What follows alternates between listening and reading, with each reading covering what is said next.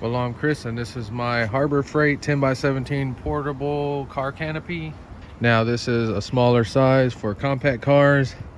Notice 17 feet long, so it weighs 60 kilograms. It is a bit heavy, be careful. It was $200, but sometimes you can find coupons for $169. So it's Saturday, 1 p.m. It's about to rain. Hopefully we can get this thing built before dark. Let's do an unboxing and see what it comes with.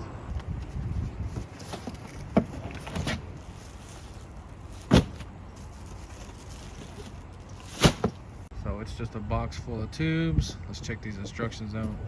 And at first glance, I can always tell if somebody with a brain wrote the instructions.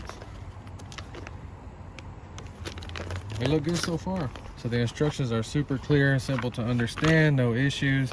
Let me show you how I'm gonna lay this out, maybe to help you in your project. So we're gonna lay all these oddball pieces out on a small scale right there.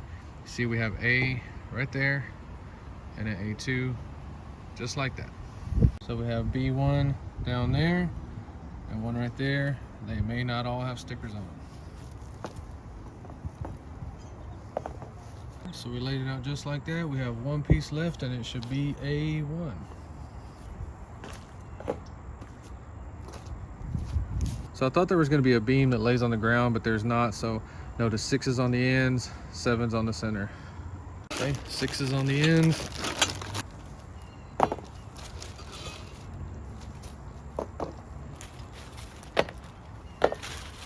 Clearly see the top row right there showing to get the number 4 pipe and assemble the first piece down the top. So we found the number 4s. So we're not going to show every little detail in this video, so I'm just going to assemble it like it shows in the instructions. Let's see how far I get before it gets confusing. So if you lay the pieces out like that, it's going to make it so much easier. Let's just get an idea how long it's going to take to erect just the frame part.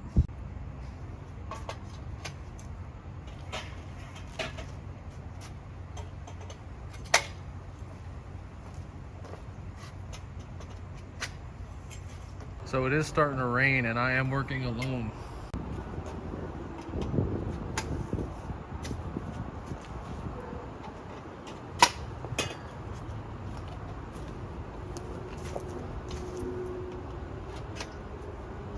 So now we're going to use the number 3 tubes to attach both sides to the peak.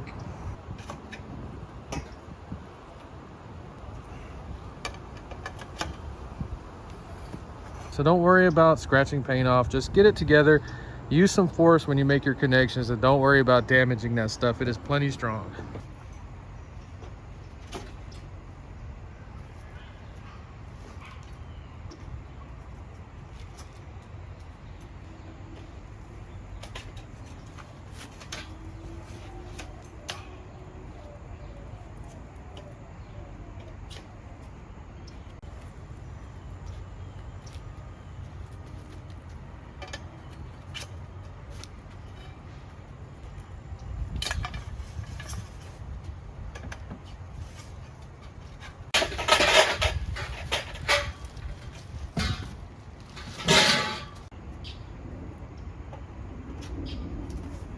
So if we try to slide it around in place right now, it wants to fall apart. So we're gonna go ahead and build it up and then line it up to that fence. Let's see how hard that is. So all those down the middle right there were number 3s, but pay attention because it changes. 2's on the end, 1's in the middle.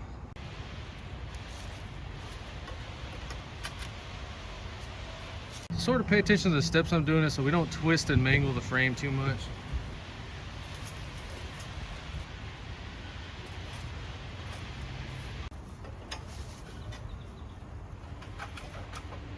So you see how it's kind of twisted up? That's because the 2's and 1's are different lengths. So we want to go ahead and at least put the feet on the edges, number 6.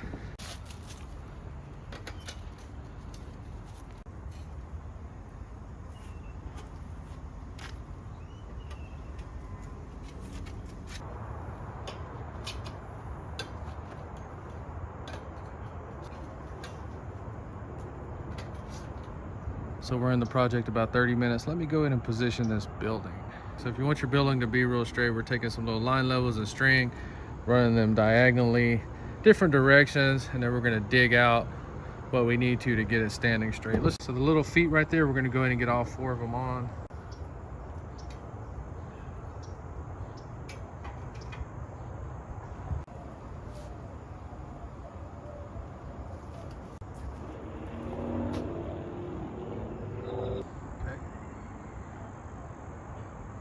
All right, so then we just take a little bit out of that side right there. We just repeat diagonally across the building until we are satisfied. Let me go ahead and get this thing leveled up.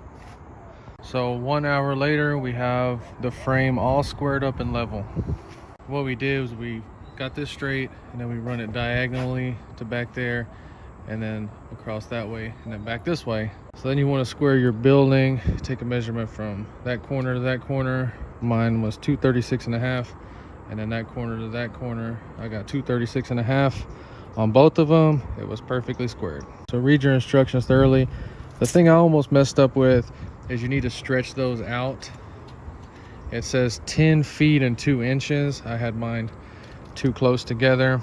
And do that before you start anything, because you see how we had to level some of these up a little bit and dig some of them out.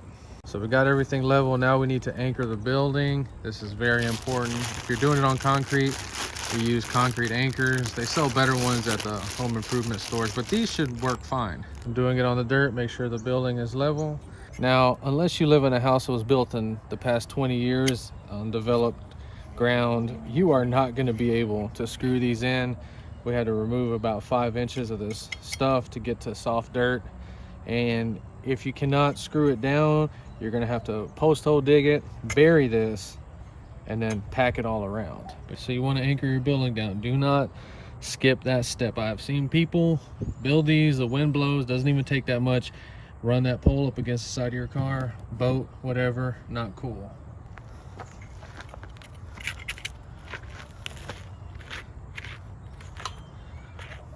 All right, so you're constantly pushing it down. You may need some kind of bar, a ratchet extension to put in here to give it some leverage.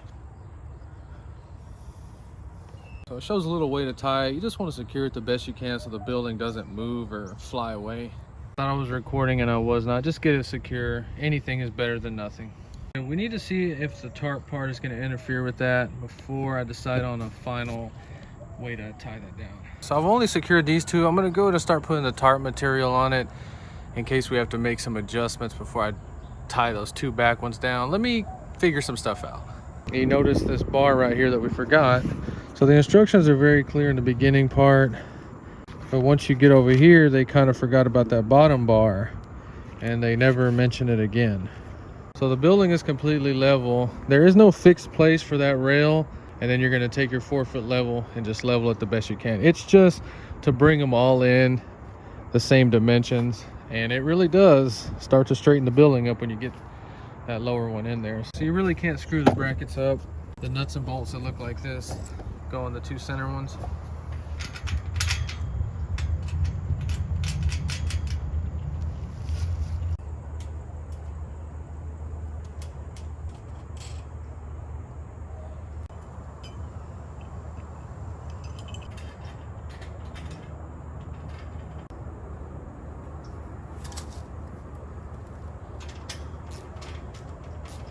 So we really need to get the front and the back on there because they may need to be stretched out a little bit.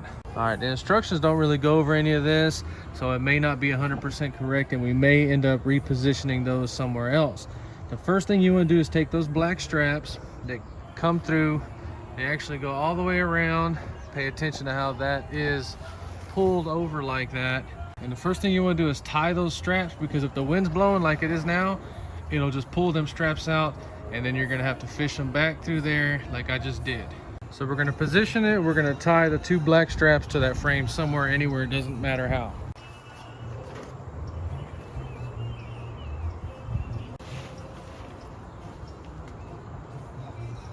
So you're gonna have to get on a ladder, and you're gonna have to separate those pieces, all 3 of them, and you're gonna have to slide that black strap in there.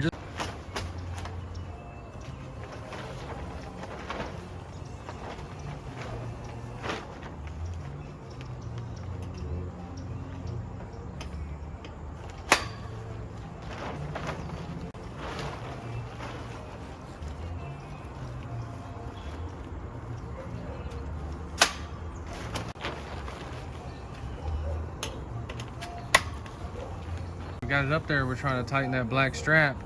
But before we can put the actual straps, we're just tightening up the knots that we made. We're just trying to pull it.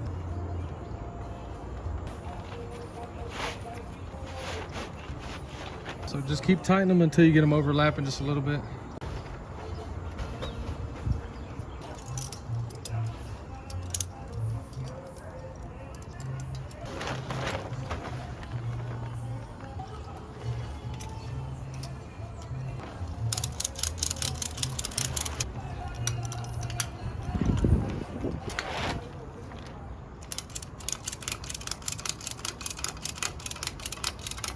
So let me get this thing secured with the anchors before it blows away, because the wind is blowing out here pretty good.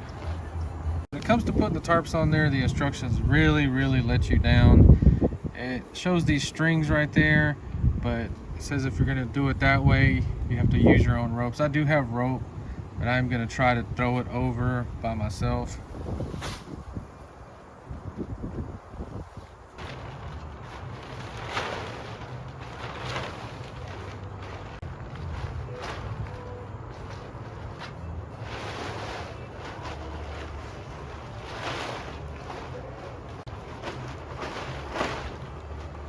So that took 4 minutes. Let's keep going.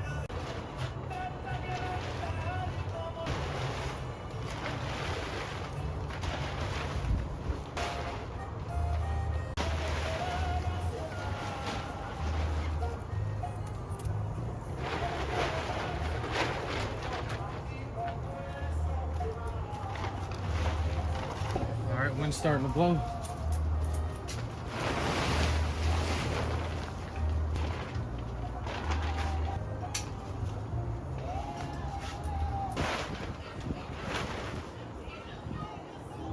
The wind is blowing right now, and this building is like a sail. It'll just catch that wind and try to fly away. So the problem with my building is these two sides were trying to push in when the wind was blowing. So I actually had to go back and secure them a different way. Whenever it tries to push in this way, the cable's actually holding it. See the wind's blowing? It's moving around a little bit, but it ain't moving in this way. We have one left to do. Let's go over how important that 10 feet 2 inches is. It's very important to get your tape measure and measure that 10 feet 2 inches, because it's sticking out over there about 1.5 feet. So we need to pull this building apart.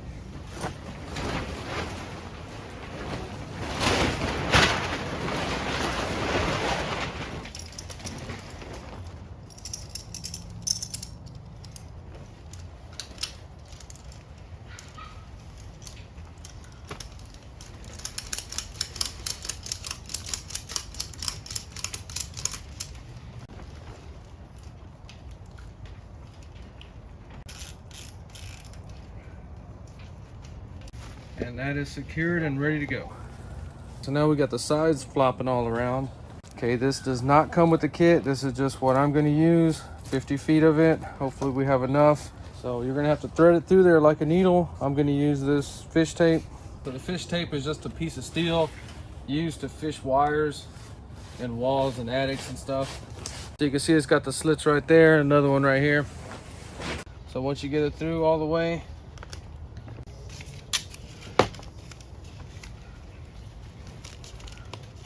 and pull it through. So we're only going to pull it through a few feet, wrap it around right there, and then keep pulling it.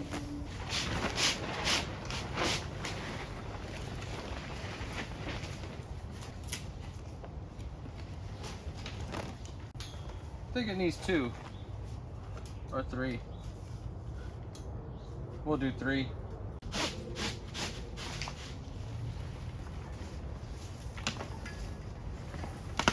So you kind of get the idea of the way I'm fishing that. It's not that easy, but it's going to pay off. Let me get this thing finished. If you do not secure this building, it will move around the yard. It will scratch your car up, boat, whatever you have inside of it. So you must secure those 4 corners. As far as the difficulty on it, the frame and putting the tarp on there, I did it by myself. It's not difficult at all. About 3 out of 10. So securing the tarp in the 4 corners is a 7 out of 10 difficulty, because you're probably going to mess up and have to sit down and figure out what you're doing, because it took me 3 hours today to get it fully secured. We only get a few windy days like this a year, but if I lived in a high windy area, I would not recommend this. It's probably just going to rip itself apart if it's constantly beat on with the wind like that. So I'm only using this for about a year or two, maybe 3 max, and I will do a review when I finally take it down, and we'll look at the condition, what ripped, and maybe it'll still be just like this. So what really calmed the building down from the wind is when I added that on both sides. It may be difficult to thread it or fish it through that gap, but it will go.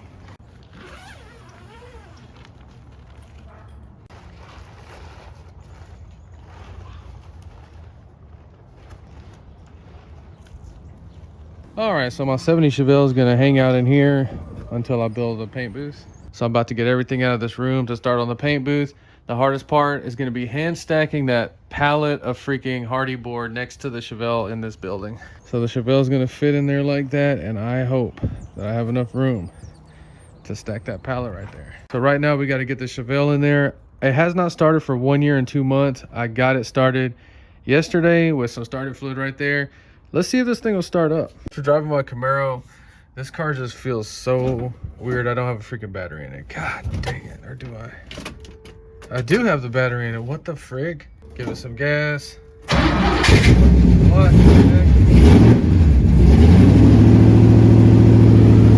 All right, so it's been a year and 2 months since the last update I did on this car.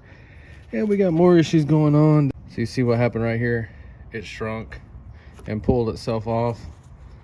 So this is not original, and it's not a new one. It's probably 20 years old. And I got this back bumper for $150 like this. It was on a show car, and when I got it, it's funny because it was just like this. I didn't know what the hell happened. I guess it shrunk, and when I made that video, it was perfect. It lasted 2 years. I guess it started shrinking again, so be aware of stuff like that. So I got the new trunk lid for it. The hood's over there.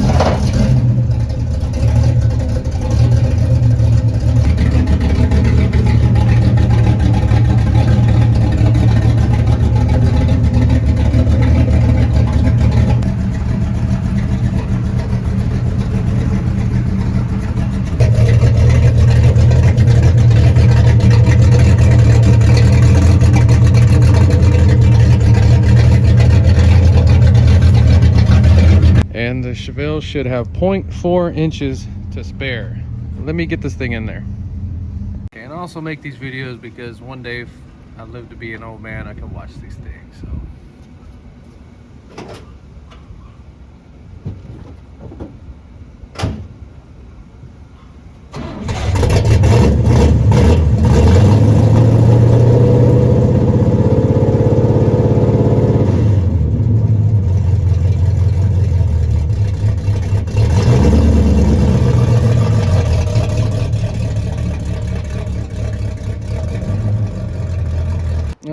now that Chevelle's gone, we can go ahead and start tearing this thing down.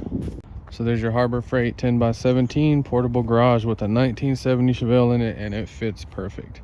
So I got it over about 6 to 8 inches. So we got plenty of room right here to stack that pallet of hardy board. You can put a lawnmower in here, maybe a small motorcycle in there. But it turned out great. I didn't think it would have this much room right here. The nose of the car is just exactly at the edge. So we got about 6 inches right there. All right, well, we are not stacking that pallet of hardy board today because that is one of the most horrible things that you can do on this earth. So the Harbor Freight 10x17 totally passes the test. I highly recommend this product for 200 bucks. You can't beat that. And if you're looking for more permanent storage, I have a video on my other channel where I built the floor and that building. That one comes right under $1,000, I think around 900. I have about 8 hours in this building and it was totally worth it. So if you enjoyed this video, please like and subscribe. Thanks for watching.